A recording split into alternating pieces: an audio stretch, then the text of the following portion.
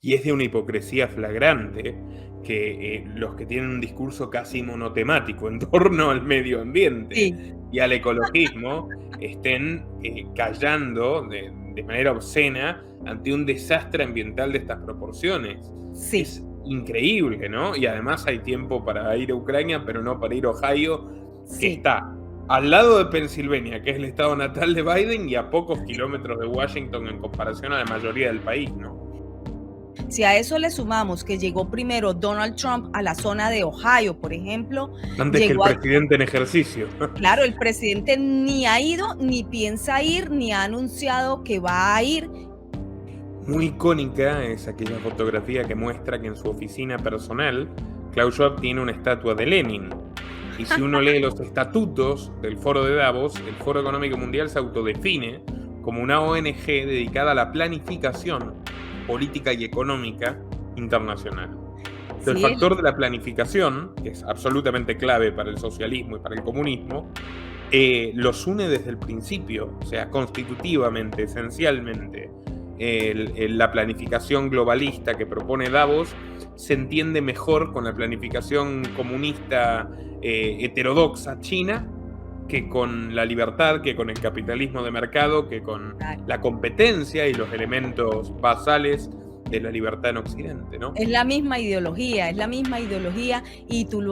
el nombrar que es una ONG también es muy importante, Nicolás, porque es una de las ONG más lucrativas del mundo y además es un negocio familiar, ¿no? Está Schwab con su esposa y sus hijos al mando de esta ONG.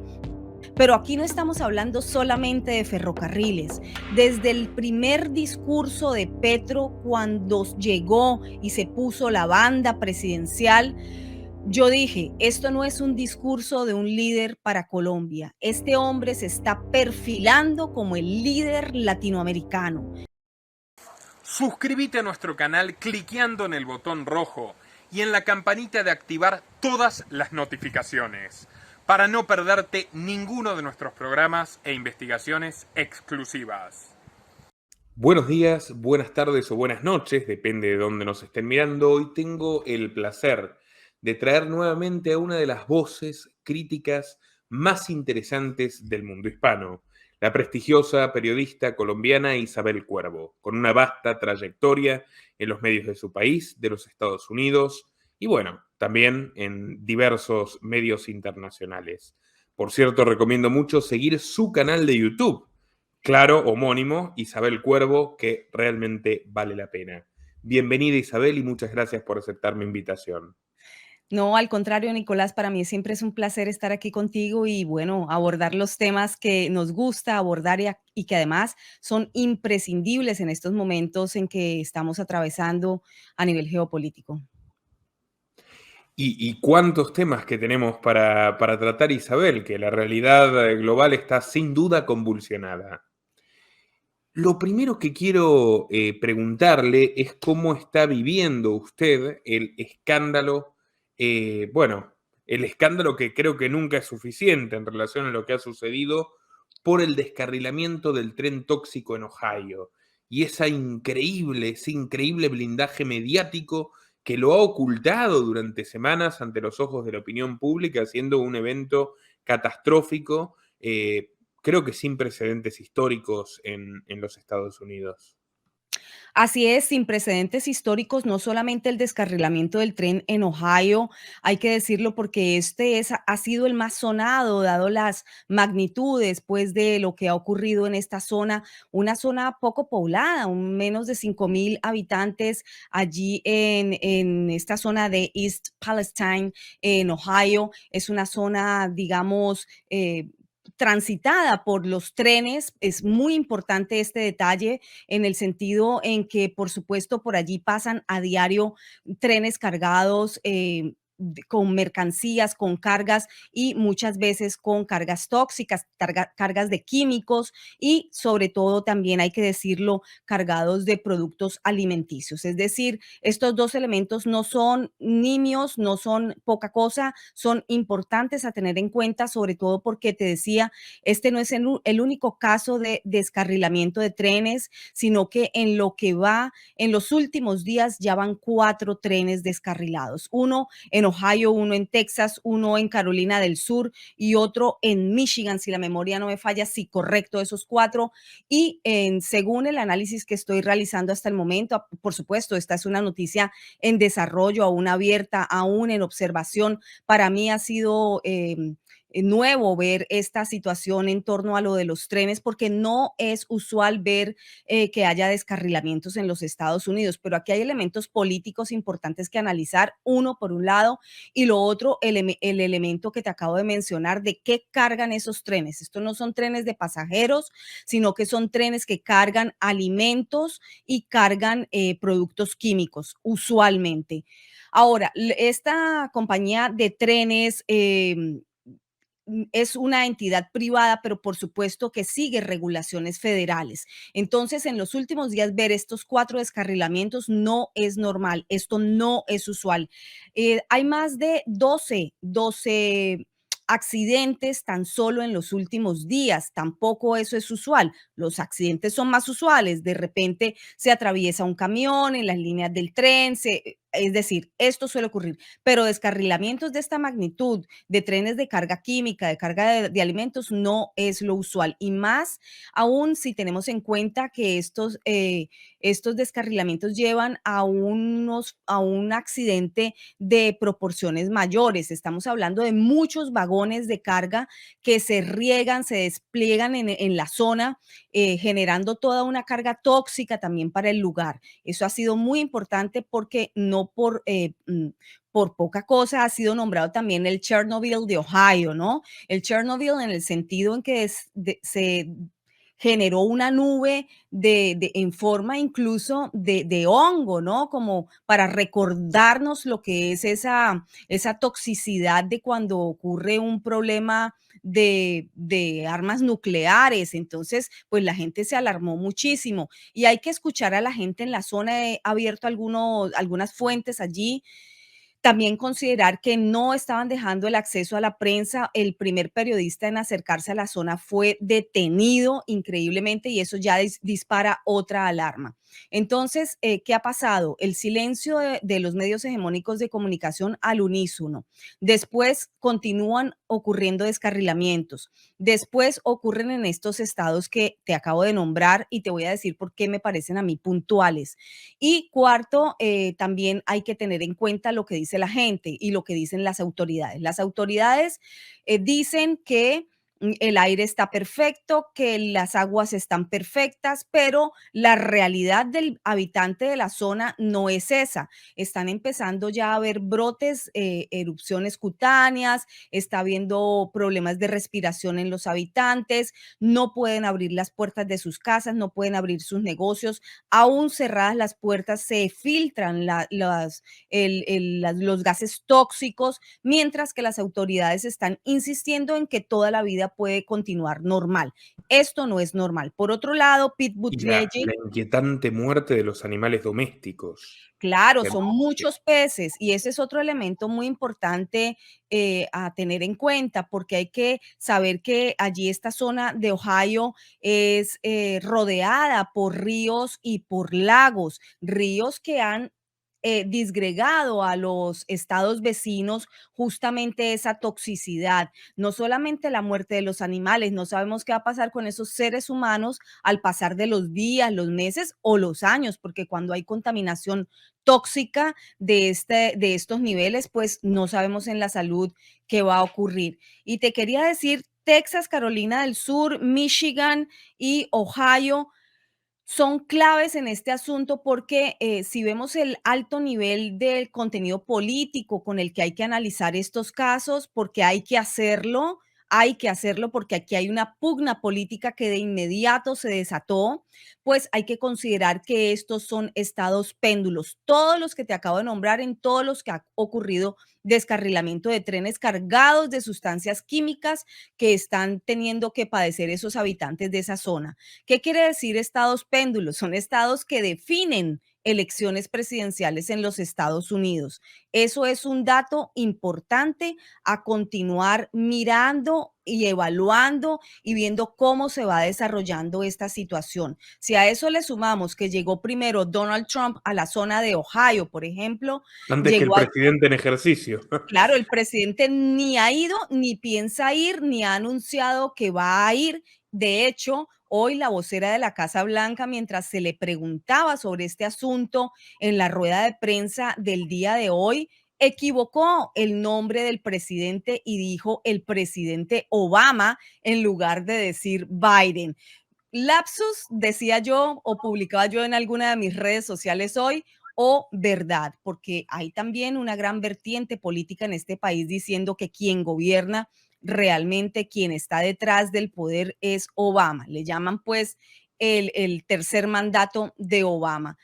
No llegó, no va a llegar, fue el secretario de Transporte, sí se presentó hoy, pero ha sido una presentación bastante desafortunada. No sé si hubiese sido mejor para esta administración que no se presentara, porque no pudo contestar ninguna pregunta de la prensa allí presente. Lo que hicieron fue alejarlo, sacarlo del lugar protegido, como si estuviese siendo una celebridad perseguida, y la secretaria de él lo que hizo fue presentarse y decir, yo voy a contestar las preguntas, pero tampoco pudo contestar las preguntas de la prensa. El secretario de Transporte se limitó a decir que él lo que estaba allí era haciendo presencia en su día libre, en sus horas libres, que no tenía por qué estar allí. Realmente lamentable todo lo que está ocurriendo y sobre todo el factor político. Para mí esto es una pugna política y para mí sí es un elemento, no es un suceso, es un elemento de observación, de ver cómo se va a seguir desarrollando en torno a la siguiente campaña presidencial. Muy, muy interesante su análisis, Isabel. Aprovecho para recomendar, acabo de publicar un documental sobre este caso de Ohio y los trenes.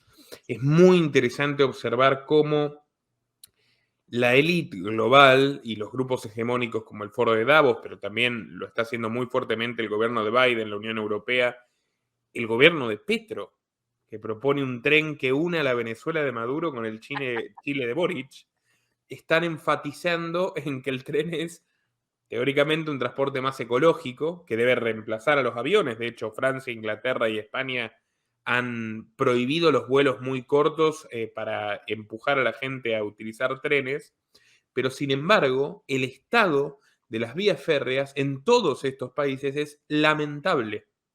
Y en Estados Unidos además se está experimentando una gran concentración. Yo comentaba que Bill Gates y Warren Buffett actualmente poseen casi el 80% de las vías férreas de Estados Unidos y Canadá. Tienen las dos mayores empresas de Norteamérica bajo su poder. Y Sí, nadie habla de esto. Y la inversión es mínima. No invierten ni para mantenimiento.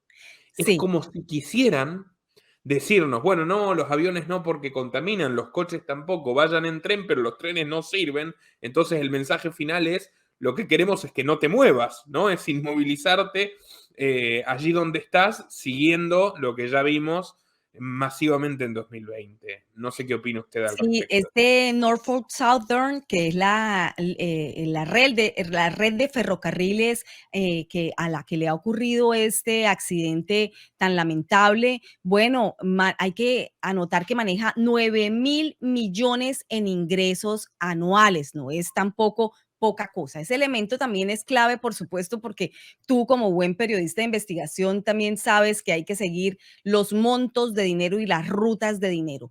Aquí hay otro elemento importante que me gustaría anotar, Nicolás, y es que se ha salido a decir eh, que tal vez ha sido por fallas en la infraestructura, sí, pero este gobierno o esta administración de Biden no ha invertido realmente mayores montos de dinero en infraestructura en el país. Los montos adjudicados para renovar o mejorar la infraestructura de los Estados Unidos son nimios, y máxime considerando todo el dinero de los contribuyentes estadounidenses que se está mandando en este momento a Ucrania. Es decir, son miles y miles de millones de dólares enviados desde los Estados Unidos a Ucrania, pero para los Estados Unidos no hay más. El techo de la deuda, es decir, el tope de deuda de los Estados Unidos ya traspasa los más de 31.000 millones de dólares, dinero que tendremos que pagar no solamente nosotros en esta generación, sino la siguiente y la subsiguiente. Es decir, a eso estamos llevando. Te estoy dando este paralelismo de manejos de dinero, porque es interesante ver cómo por un lado, no solamente no se invierte en el país, sino que además se endeuda a el país, se endeuda al pueblo, porque el dinero no es del gobierno, los dineros nunca son de los gobiernos, los dineros son de los ciudadanos, de los que pagan impuestos, y los gobiernos se supone que los administran. Bueno, esta administración nos ha endeudado con más de 31.000 millones de dólares para pagar, ya te digo, en varias generaciones que tendremos que hacerlo, mientras se envían miles de millones de dólares. Ya perdí hasta la cuenta, no sé si tú la llevas, pero yo ya la perdí de todo el dinero que ha enviado tan solo Estados Unidos a Ucrania.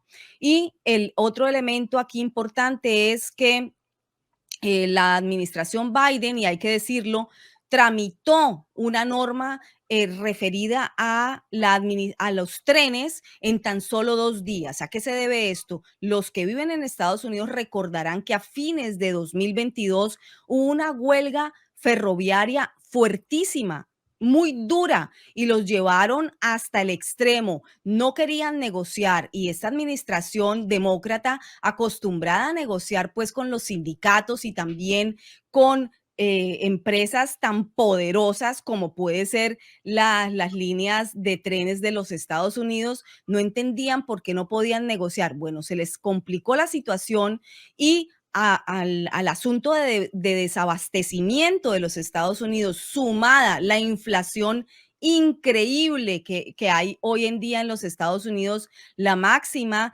en los últimos 40 años, es decir, hablar de una inflación de alrededor del 6, 7, 8, 9% en los Estados Unidos es una cosa extremadamente alta. Tal vez en nuestros países eso no suene muy alto, pero en los Estados Unidos, que está acostumbrado a inflaciones de 1.5 hasta máximo 2 por ciento de inflación anual, pues hablar de 6, 7, 8, 9% de inflación, de aumento en la inflación, es una locura. Eso es lo que estamos viviendo, y no podían negociar con estos sindicatos, no podían calmar los ánimos de esta presión de los empleados de los ferrocarriles. ¿Y qué pasó?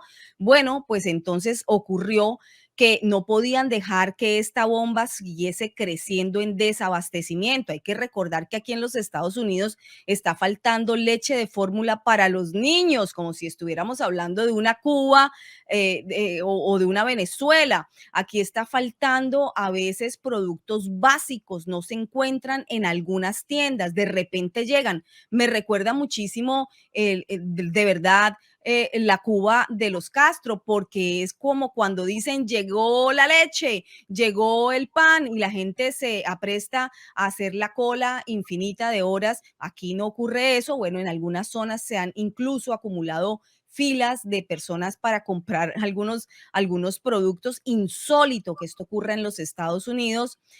Pero también el incremento de productos básicos como los huevos, que a propósito estoy por grabar. En cuanto tenga un minuto, grabaré esa cápsula informativa, porque ya tengo una línea de investigación de por qué los huevos están tan costosos, no solo en los Estados Unidos, sino en muchos países del mundo. Pronto eso lo tengo prometido, y lo publicaré en mi página web isabelcuervo.com, porque de publicarlo en cualquier red social, tú lo sabes mejor que nadie, lo has vivido en carne propia, pues nos tumban los canales o nos censuran de manera mordaz. Bueno, no podían acallar esos sindicatos, no podían negociar, la huelga seguía, los precios seguían subiendo, la inflación imperante. Entonces, en 2 días arreglaron el problema. y sencillamente Biden tramitó una nueva ley. En esa nueva norma, en 2 días cerraron los acuerdos con esos sindicatos de los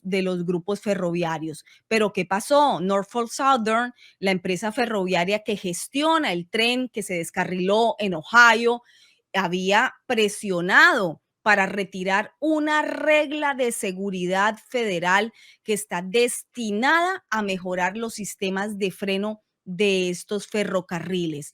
Norfolk Southern Y no también. olvidemos que protagonizó un descarrilamiento con un envenenamiento de cloro brutal a una comunidad en Carolina del Sur el año 2005 y que pagó una multa exigua de 26 millones de dólares cuando gana 9.000 por año. Sí, Un así detalle a es. tener en cuenta, ¿no? Los precedentes de la Norfolk. Ya, pero ellos rechazaron lo que pedían esos accionistas o esa iniciativa de los accionistas que estaban requiriendo que esa empresa evaluara, revisara y mitigara esos riesgos de transporte de materiales peligrosos y tóxicos. Si tú bien lo has dicho, ya hay algunos casos en el pasado y eso hay que anotarlo. Ahora dijeron que Trump había sido la persona que le había quitado los recursos y que no había querido pasar esa normatividad, pero Biden tampoco la pasó. Por lo tanto, aquí hay una pugna política, dado que los ánimos se van caldeando y se van a seguir echando, digamos, estas culpas de desadministración del bando demócrata al bando republicano. Mientras tanto, muertes y también personas en riesgo de intoxicación.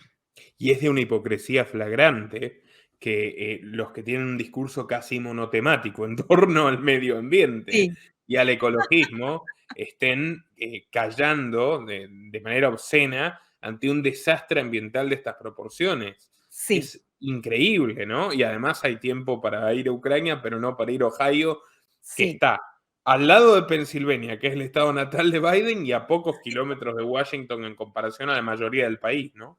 así es. Y el asunto medioambiental es también muy importante porque hay un mutis generalizado, Al Gore, silencio absoluto y de allí para abajo, cualquiera, nadie Greta ha hecho. brilla por su ausencia también, Greta No, en Thunberg. absoluto, es como si esto no sucediera, es que lo ignoraron, acuérdate que esto pasó, lo de Ohio, el tren se descarriló el 3 de febrero y tan solo hoy, 23 de febrero, Pete Buttigieg, el secretario de transporte, tan solo hoy pasó por allí, dijo que estaba en sus horas libres. Bueno, entonces, ¿qué podemos esperar, no? Si no estaba trabajando y además se fue porque no pudo responder ninguna pregunta de la prensa. Y un factor que usted ha realzado, me parece muy inteligente tenerlo en cuenta en este fenómeno, es el de los alimentos. Bueno, los trenes, si de algo sirven todavía en los Estados Unidos, fundamentalmente es para el transporte de granos y de ganado.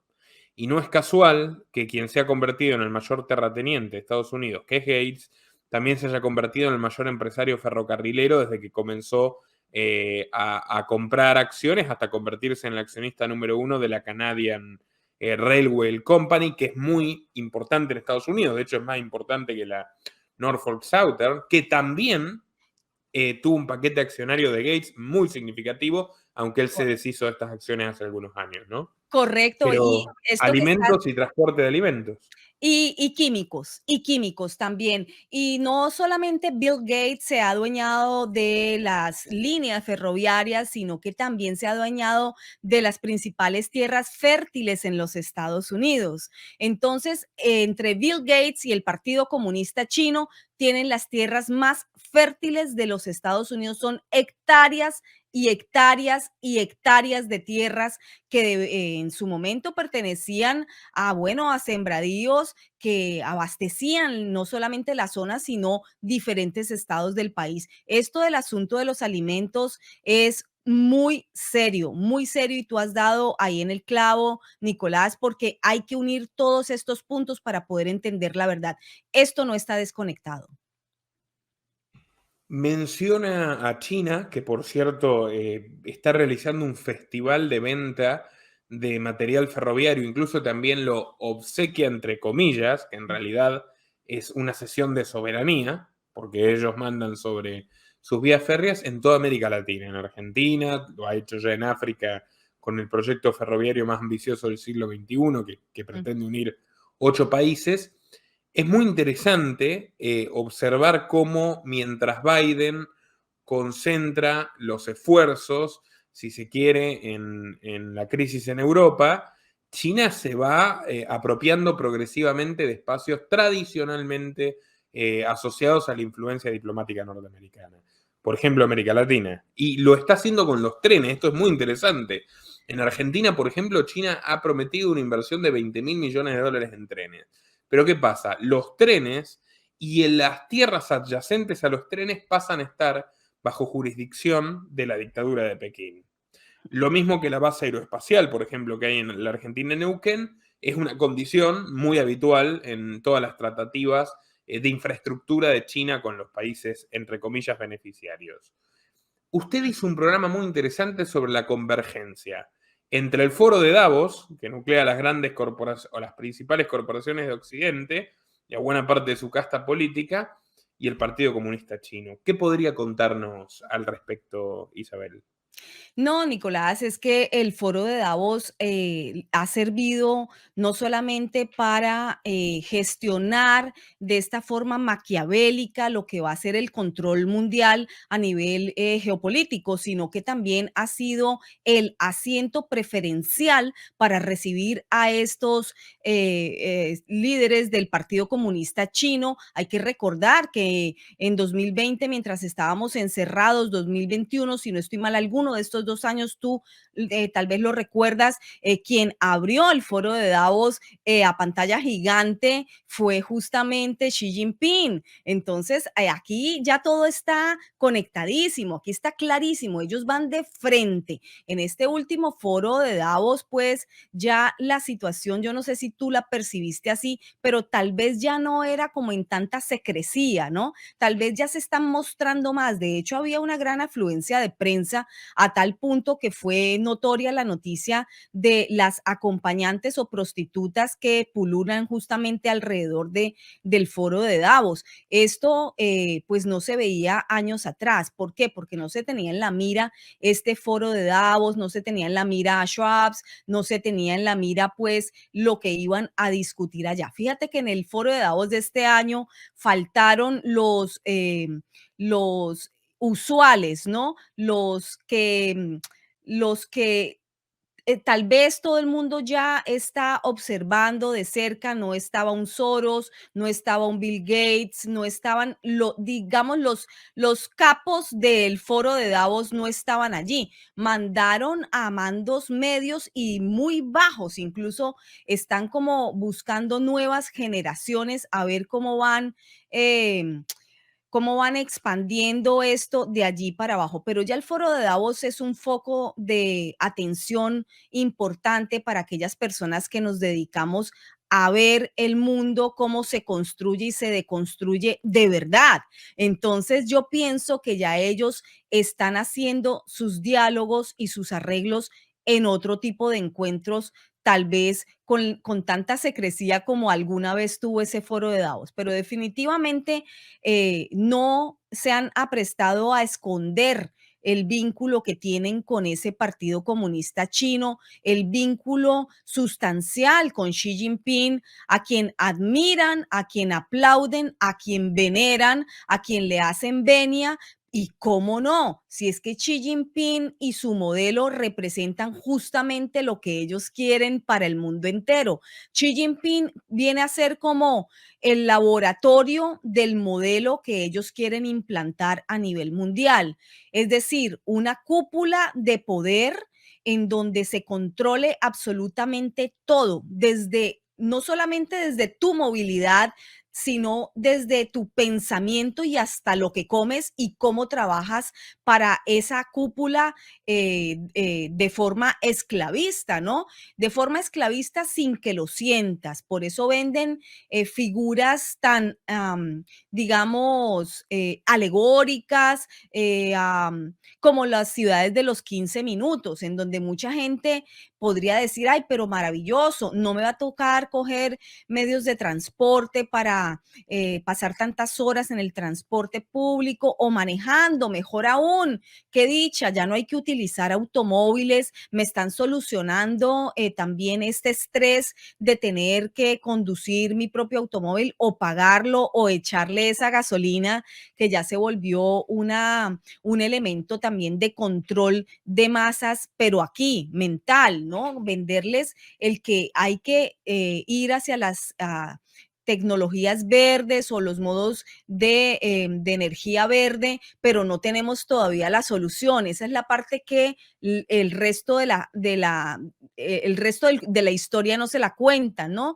Le dicen, vamos a salir del petróleo porque contamina, porque estamos destruyendo el planeta, pero no les cuentan que no tenemos la solución todavía prevista. ¿Por qué? Bueno, pues porque es más fácil vender una utopía y venderla bajo cantos de sirena para que la gente en su mayoría crea que eso es factible y cuando ya se vean encerrados en esas ciudades de 15 minutos que prometen ser fantásticas y que te van a resolver todas las soluciones y que te van a resolver todos los problemas, perdón, y que incluso vas a añorar vivir encerrado como en aquel 2020, año pandémico, en donde en primera instancia te asustaste, pero ahora te va a parecer fenomenal. Bueno, cuando se vean ya en esa realidad de esas ciudades que no son más que pequeñas cárceles de distancias de 15 minutos, pues ya va a ser muy tarde porque ya están cerradas las fronteras de esas ciudades de 15 minutos.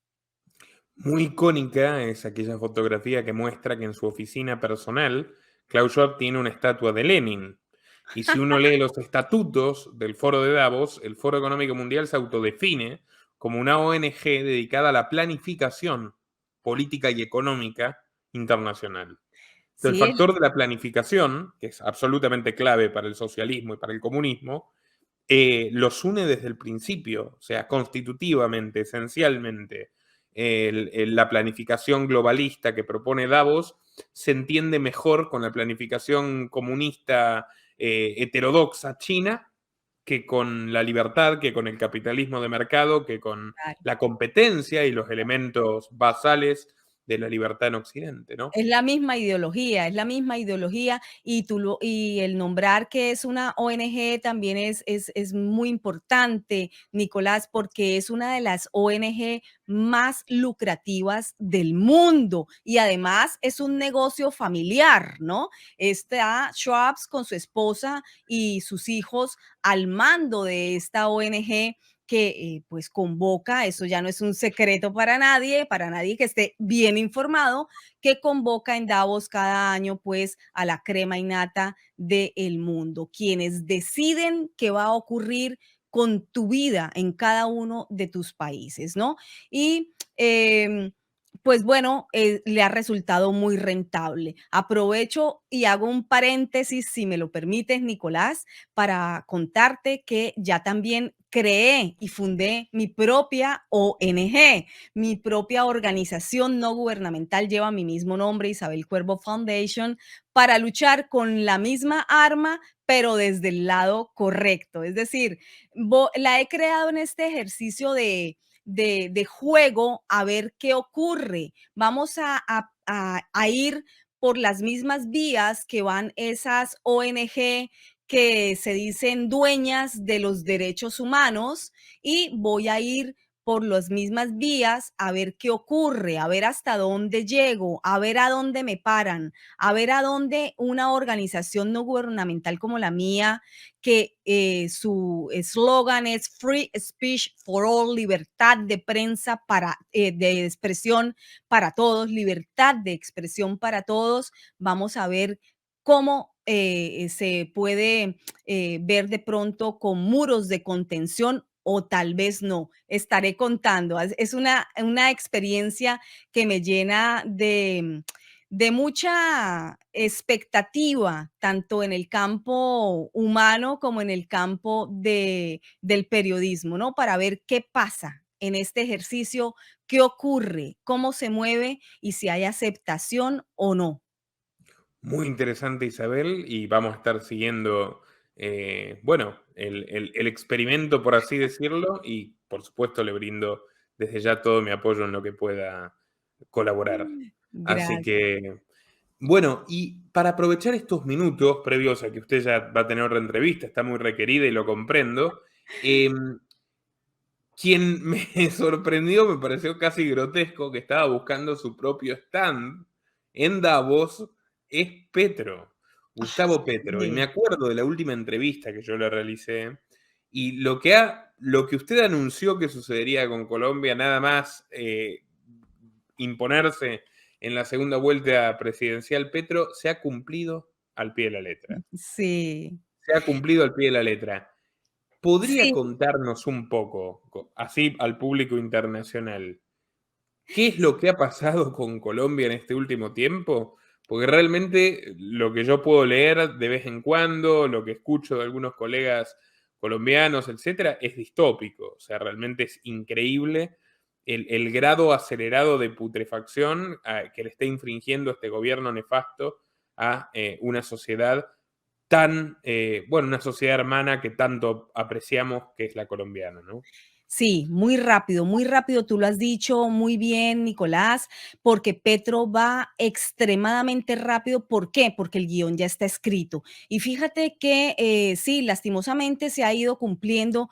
Yo advertí durante muchos años como periodista, entregando mi información, mis investigaciones para que el pueblo colombiano estuviese enterado, y no solamente el colombiano, sino todos los pueblos de la región latinoamericana, porque era importantísimo el que no se coronara, ¿no? Con la joya de la corona, de esta forma se llegó a Colombia. Es decir, Colombia ya está tomada. Yo sabía que si llegaba el petrismo, pues por supuesto que Colombia iba a estar perdida. Ya eso pasó, ya lo que se advirtió no se escuchó por una gran masa de gente, otras sí estuvo alerta, pero bueno, no fue suficiente para ganar en las urnas, no lo sabemos todavía, hay inquietudes, hay irregularidades que fueron denunciadas, pero no me atrevería a decir a ciencia cierta sí, porque no he podido comprobar, eso tendría que haberse comprobado con conteo voto a voto,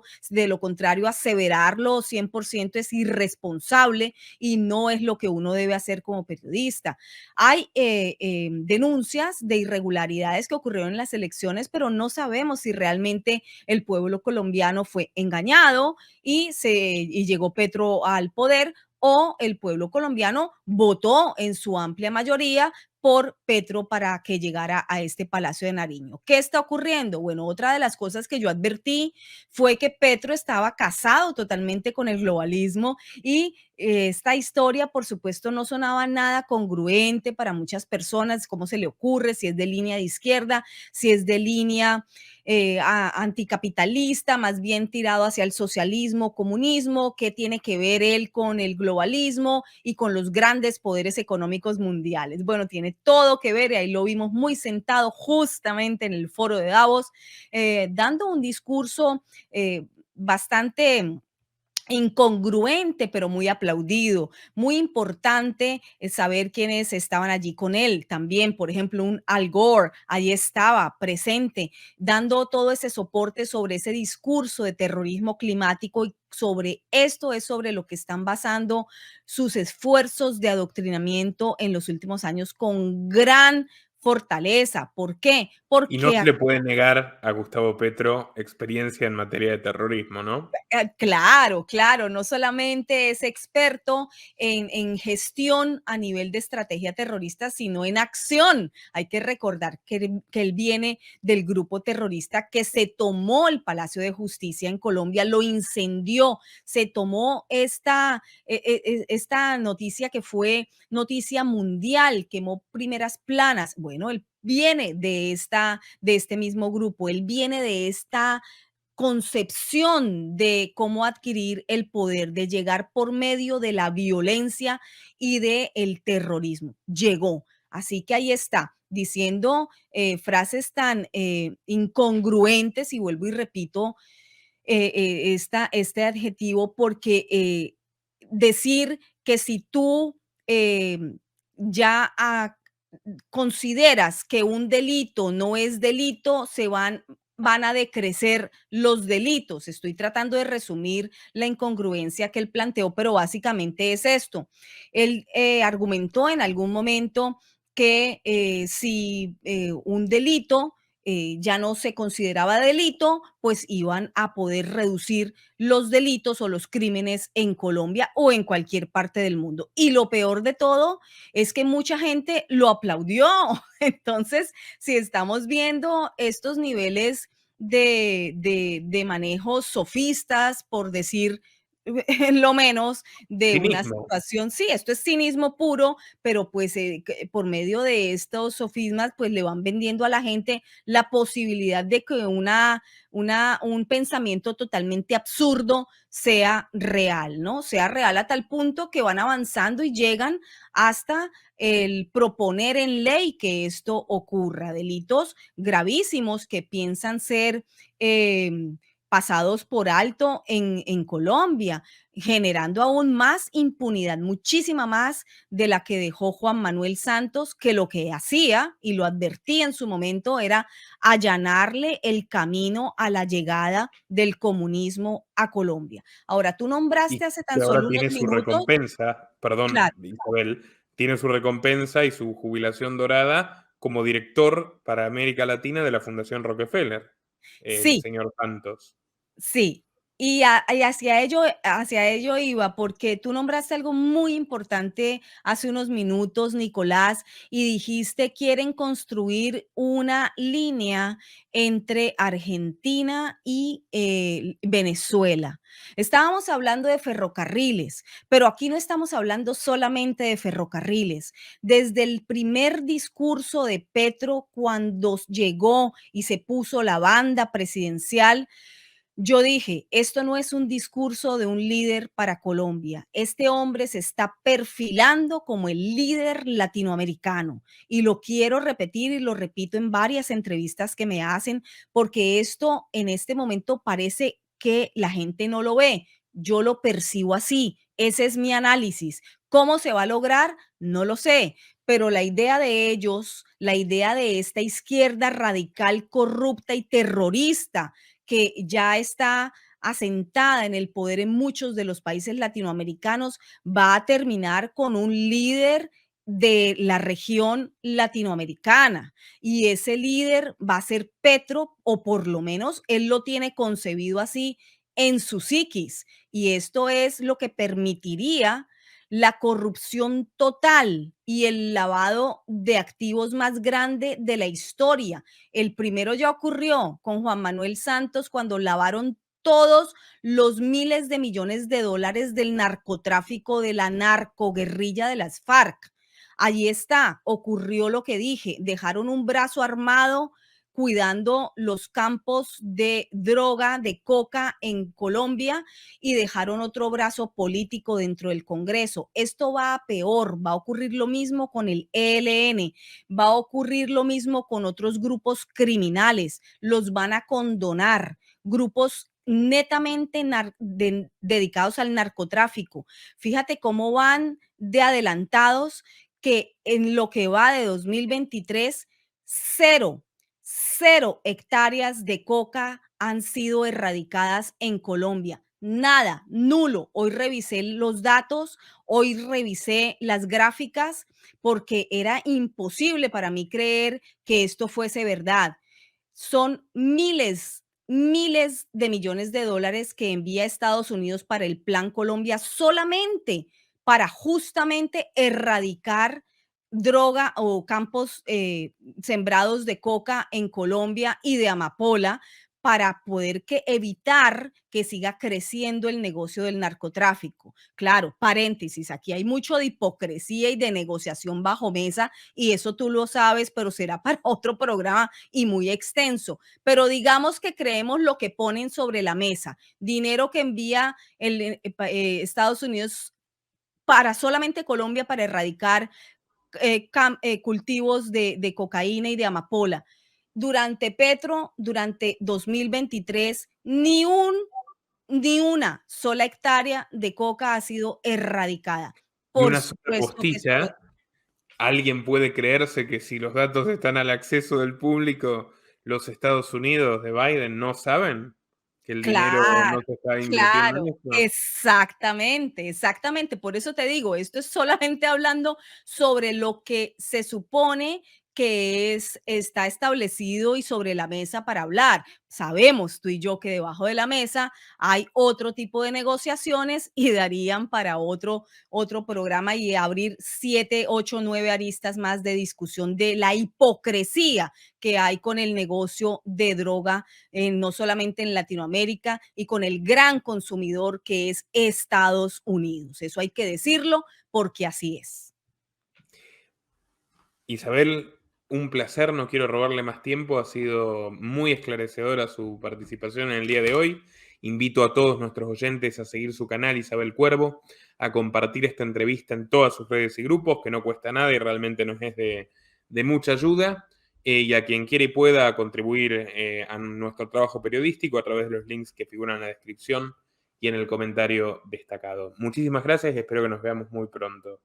Gracias, muchísimas gracias a ti, Nicolás. Muy contenta. Antes de despedirme, quiero agradecerte esta nueva invitación. Para mí siempre es un placer hablar contigo y, por supuesto, apoyar tu trabajo y apoyar tu derecho a seguir informando y a seguir con la monetización. Estoy contentísima del fallo que has obtenido y esa es la vía. La demanda, no solamente en tribunales, sino la demanda con voz en alto para que no se acalle nuestra voz. Muchísimas gracias. Muchísimas gracias a usted, un placer. Bye bye, Nicolás. Nuestro trabajo depende de tu apoyo.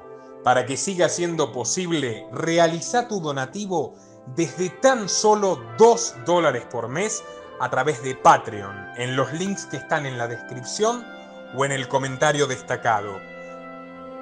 También podés hacerlo a través de la opción Unirte de YouTube y si estás en Argentina, con el medio de tu preferencia a través de Mercado Pago.